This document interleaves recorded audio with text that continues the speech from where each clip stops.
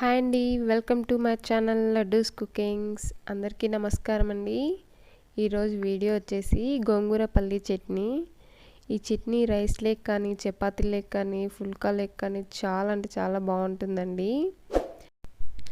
వేడి వేడి అన్నంలో నెయ్యి వేసుకొని ఈ చట్నీ కలుపుకొని తింటే సూపర్గా ఉంటుందండి. ముందుగా ఇక్కడ నేను గోంగూరని ఇలా మొత్తం అంతా తీసుకొని ఒక 2 టైమ్స్ ఉప్పేసి నీట్గా కడిగి ఇలా తీసుకున్నానండి. ఒక కళాయిలో మొత్తం గోంగూర వేసేసి వాటర్ వేసుకొని బాగా ఉడకపెట్టుకోవాలండి గోంగూరని. ఈ చట్నీకి ఎర్ర గోంగూర అయితే చాలా బాగుంటుంది, టేస్ట్ కూడా చాలా బాగా వస్తుందండి. ఇలా మనము ఉడకపెట్టుకునేద్దాం. ఈలోపు మనం ఒక కళాయి తీసుకొని అందులోకి ఒక 2 గుప్పెళ్ళ వేరుశనగ గింజలు తీసుకున్నామండి, పల్లీలు.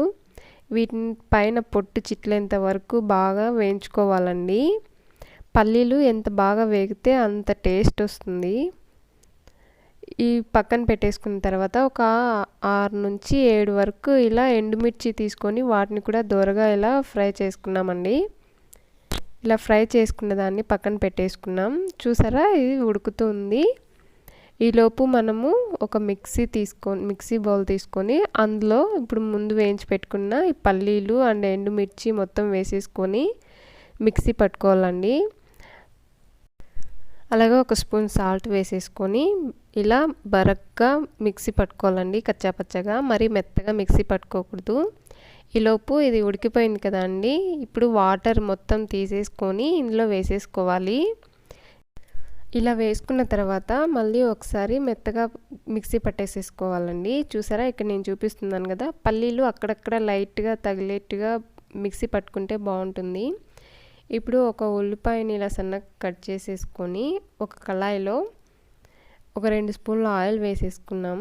ఇలా వేసుకున్న తర్వాత ఒక స్పూన్ ఆవాలు, కొద్దిగా ఉద్దిపప్పు వేసుకున్నానండి. అలాగే సన్నగా తరిగిన ఉల్లిపాయలు ఇలా కట్ చేసేసి వేసేసుకోవాలి.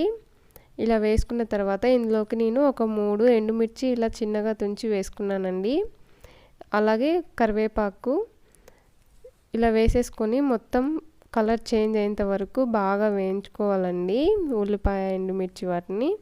ఇప్పుడు చూసారా, ఇక్కడ కలర్ చేంజ్ అయిపోయిన తర్వాత ఇప్పుడు మనం ముందుగా మిక్సీ పట్టి పెట్టుకున్నాం కదా, ఆ గోంగూర చట్నీని ఇందులో వేసేసుకొని పోపు వేసేసుకోవడమే అండి.